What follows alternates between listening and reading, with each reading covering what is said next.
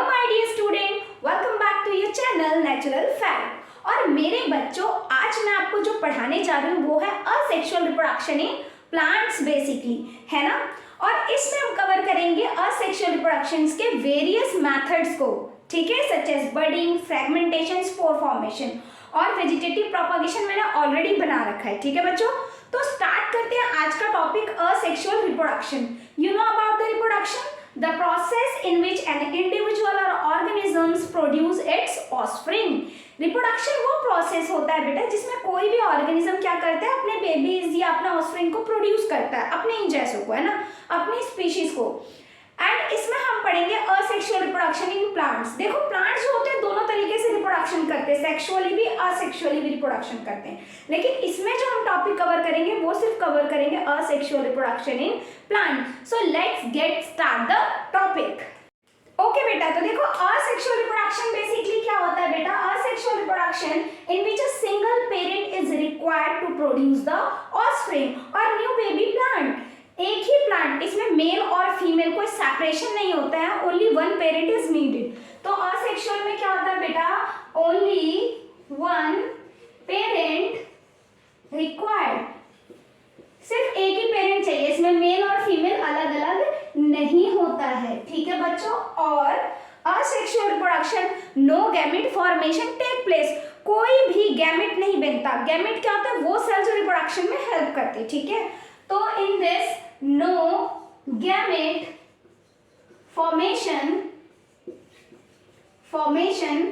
take place, कोई भी gamete formation नहीं होता है इसमें, ठीक है। और तीसरी बात कि असेक्सुअल रिप्रोडक्शन में जो बेबी प्लांट होते हैं they are the exact copy of their parents, ठीक है। इसमें क्या होता है बेटा, जो बेबी प्लांट्स जो होते हैं, baby plants are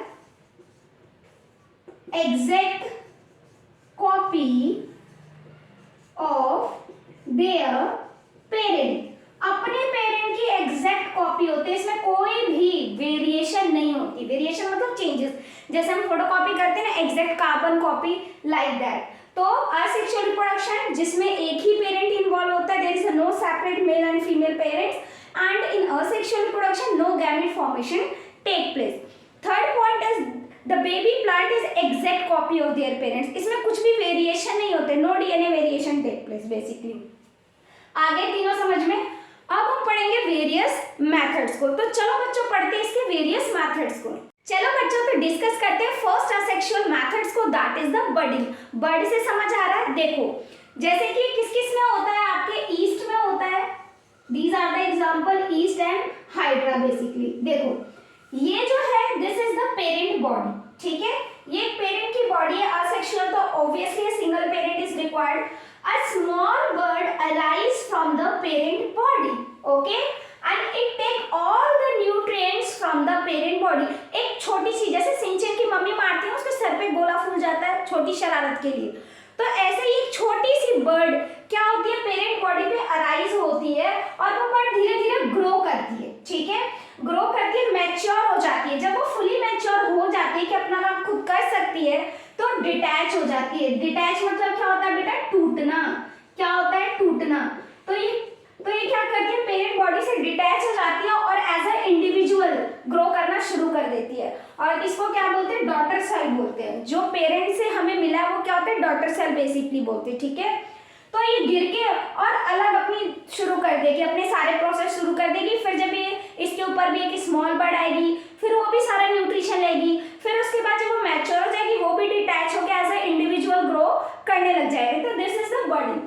basically budding क्या है, when the small bud arise from the parent body and it take all the nutrients from the parent body. After taking all the nutrients when it get mature it detach from the parent body, टूट जाती है, ठीक है, mature होने के बाद, and develop as a new individual, एक नए इंडिविजुअल की तरह डेवलप करती है। तो बेसिकली बर्डिंग क्या है बेटा, स्मॉल बर्ड, मैं शॉर्ट फॉर्म में लिख रही हूँ, small bird arises from parent body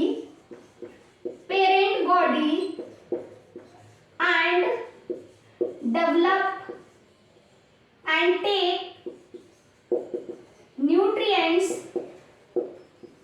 from it after getting mature, जब भी वो मैच्योर हो जाती है, after getting mature it detach, टूटना, डिटैच मतलब क्या होता है बेटा, टूटना, it detached from parent body and develop into new individual.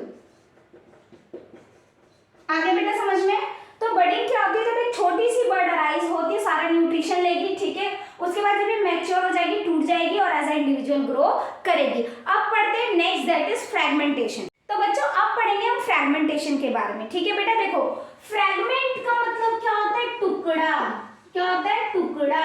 Fragment का मतलब क्या होता है, टुकड़ा। तो जब एक पेरेंट बॉडी डिफरेंट पार्ट्स में डिवाइड हो जाती है, यानी डिफरेंट फ्रैगमेंट्स यानी डिफरेंट टुकड़ों में टूट जाती है और हर टुकड़े से एक नया इंडिविजुअल ग्रो होता है, तो उसको क्या बोलते हैं बेटा, फ्रैगमेंटेशन। देखो ये एक अलग फ्रैगमेंट है, टूट के गिर जाएगा, ये एक अलग, this one also separate, this one and this one. देखो ये एक पेरेंट बॉडी है, सपोज करो ये कोई एल्गी है, for example spirogyra,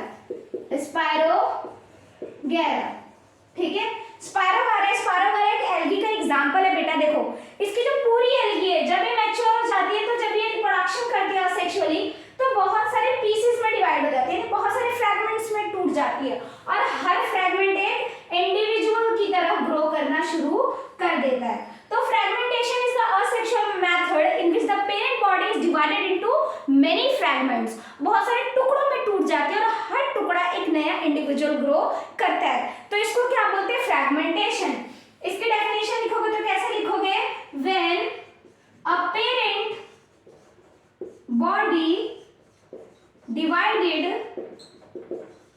into many fragments, many fragment मतलब टुकड़ा, fragment and develop into new individual।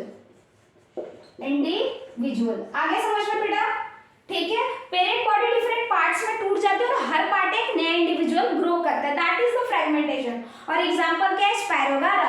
आपको और पता है तो आप और बता सकते हो, ठीक है। तो पढ़ते हैं अपने लास्ट को, that is the spore formation. चलो बच्चों तो पढ़ते हैं लास्ट असेक्सुअल मेथड को, that is the spore formation.